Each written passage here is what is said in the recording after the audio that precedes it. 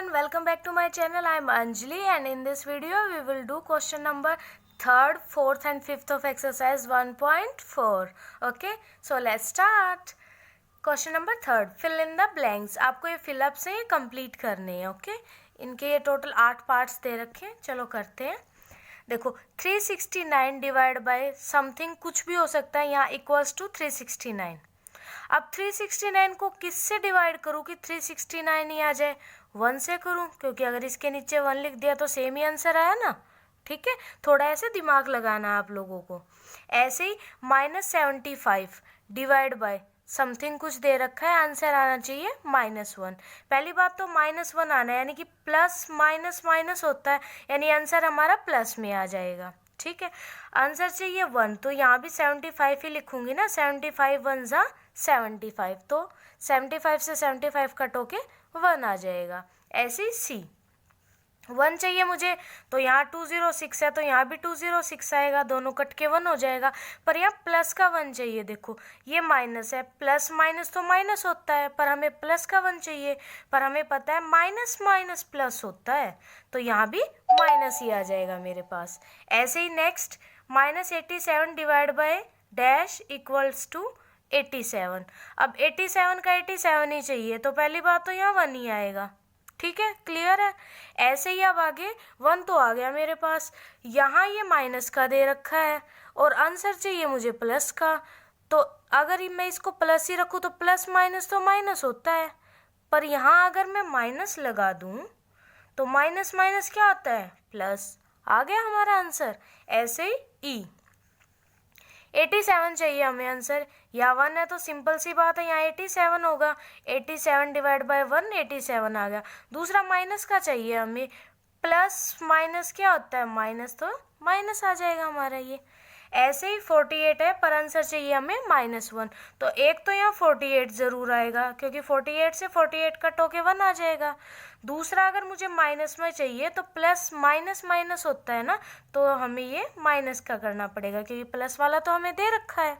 ऐसे ही यहाँ 20 है divide by dash equals to -2 दे रखा है मुझे. ठीक है, अब ऐसे ही 2 निकालना है आंसर में. तो अगर मैं यहाँ 10 लिख दूँ तो 10 2 जा 20 ही होता है ना, 20. तो 10 को डिवाइड ना 20 को डिवाइड करूँ अगर 10 से, तो कट करके 2 ही आएगा. दूसरा मुझे माइनस में और चाहिए. प्लस माइनस माइनस होता है, प्लस तो है मेरे पास, तो ये माइनस का ले लूँगी मैं. सेम ऐसे ही 4 दे रखा है, आंसर क्या निकालना है? 3. तो किसको डिवाइड करें 4 से कि 3 आ जाए? 12, क्योंकि 4 3 जा 12 ही होता है. ठीक है, तो ये तो आ गया. दूसरा माइनस में आंसर चाहिए, तो प्लस माइनस माइनस होते हैं, प्लस है ही, ये माइनस ले लेंगे, ये हमारा आंसर आ जाएगा. ठीक है, अब करते हैं 4th question. Write 5 pairs of integers a, b such that a divided by b equals to -3. One such pair is 6 -2 because 6 divided by -2 equals to -3. ठीक है, 5 पेयर लिखने इंटीजर्स के, ए बी की कोई वैल्यू लेके चलनी है. ठीक है, और अगर ए को डिवाइड करे बी से तो आंसर -3 आना चाहिए हर बार. एक पेयर इन्होंने खुद ही दे दिया है 6 -2, यानी ए 6 है, बी है -2. जो बाकी के 4 पेयर बचे हैं हमें वो लिखने हैं. और ये मत सोचना कि इन्होंने 5 पेयर ही बोले तो केवल 5 ही आंसर बनेंगे इसके. बहुत सारे आंसर बन सकते हैं इसके. चलो मैं दिखाती हूँ कैसे. एक तो देखो इन्होंने पेयर खुद ही दे दिया 6 और -2 का. पुट भी करके दिखाएंगे हम साथ के साथ. 6 डिवाइड बाय -2 आ गया -3. ठीक है, ऐसे ही मैं और पेयर लूँ, बस आंसर 3 ही तो निकालना है. अब जैसे यहाँ मैं -3 ले लूँ तो 3 3 जा 9 होता है ना, तो 9 divide by -3 plus minus minus ही होता है, 3 3 जा 9. अब ऐसे ही या मैं -4 ले लूँ तो यहाँ 12 हो जाएगा. 4 3 जा 12 होता है. 12 डिवाइड बाय -4, ये -3 फिर आ गया. ऐसे ही यहाँ मैं 15 ले लूँ या -5 ले लूँ. 15 डिवाइड बाय -5, ये दोबारा से -3 आ गया. ऐसे ही यहाँ मैं ले लूँ, अगर मैं यहाँ -6 लेती हूँ तो यहाँ कितना लेना पड़ेगा? 18. 18 डिवाइड बाय -6, वो दोबारा से मेरे पास -3 आ गया. 1 2 3 4 पेयर और आगे, एक इन्होंने खुद दे रखा था, टोटल 5 पेयर हो गए। अगर ऐसे ही आपको और आगे बनाना हो, यहाँ आ जाएगा -7 या 21, ऐसे ही चलते रहेंगे। बहुत सारे बन सकते हैं, पर इन्होंने 5 पेयर ही बोला है तो हम 5 ही करेंगे। ओके, अब चलते हैं अपने 5th क्वेश्चन पर।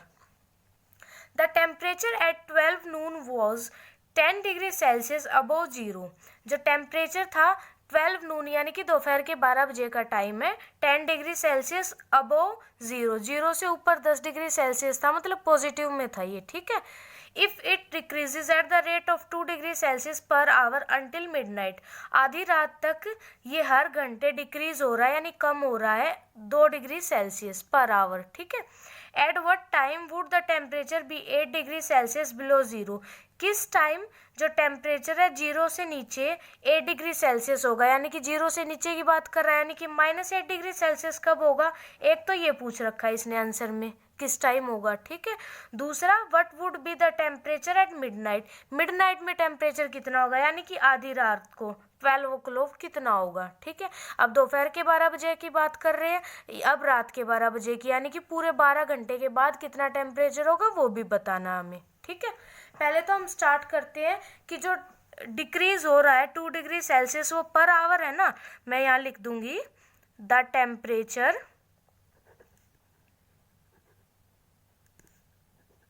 Decreases 2 degree Celsius. 2 degree Celsius कब डिक्रीज हो रहा है, 1 आवर पे। ऐसे ही the temperature decrease 1 degree Celsius कब होगा, अब जब भी कम यूज हो तो हमेशा डिवाइड होता है, यानी कि 2 यहाँ इसके डिवाइड में आ जाएगा, ठीक है।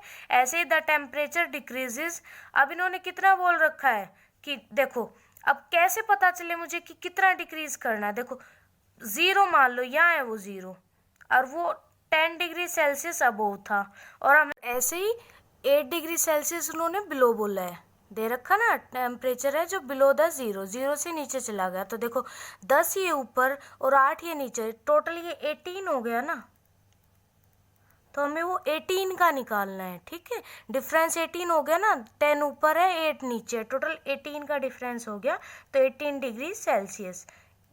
हाफ आवर था ये, 1/2 मल्टीप्लाई बाई 18, 9 आ गया, 9 डिग्री सेल्सियस, ठीक है। यानी कि 9 डिग्री सेल्सियस, सॉरी सेल्सियस लिख रही हूँ मैं, यहाँ आवर आएगा, 9 आवर्स, ठीक है। 9 आवर्स हमारा आ चुका है। अब देखो इन्होंने पूछ रखा था एट व्हाट टाइम, पर इसने टाइम पूछ रखा है, घंटे नहीं पूछ रखे, तो मैं टाइम निकाल दूंगी। ये देखो 12 नून था, मैं टाइम निकालूंगी, जस्ट अ मिनट, ये पेन है वो चलना बंद हो गया है।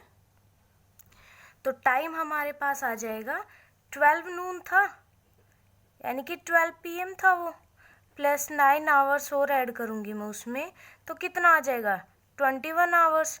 21 आवर्स कब कंप्लीट होते हैं, जैसे देखो अगर मैं क्लॉक लेके चलूँ 12, 1 2 3 4 5 6 7 8 9 10 11, तो देखो 12 के बाद ये 13 14 15 16 ऐसे चलते हैं ना, तो 21 कब आता है 9 पे, तो आंसर आ जाएगा मेरा 9 PM लिखूंगी, क्योंकि 12 नून के बाद तो रात का ही 9 बजे आएगा ना, इसलिए, ठीक है, 9 PM। यानी कि एक आंसर तो मेरा ये आ गया कि जो टेम्परेचर है वो 8 डिग्री सेल्सियस जीरो से बिलो कब होगा, 9 PM पे।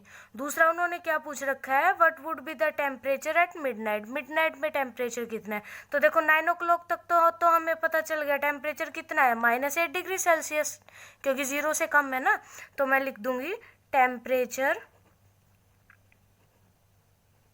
Eight 9 PM। 9 PM पे टेम्परेचर था 8 डिग्री सेल्सियस मेरा, ठीक है। तो टेम्परेचर एट 12, और जब हमेशा ध्यान रखना, एक तो आप लोगों को मैं देखो एक आज जीके का क्वेश्चन बताती हूँ, 12 है, ठीक है, तो आप मुझे बताइए 2 बार 12 आता है दिन में, एक बार रात को आता है, एक बार दिन में आता है जो दोपहर को होता है, ये रात का मान लिया मैंने, ये दिन वाला मान लिया मैंने, ठीक है। तो मुझे बता सकते हो AM कौन से में यूज़ होता है और PM कौन से में, चलो मैं बताती हूँ आप लोगों को।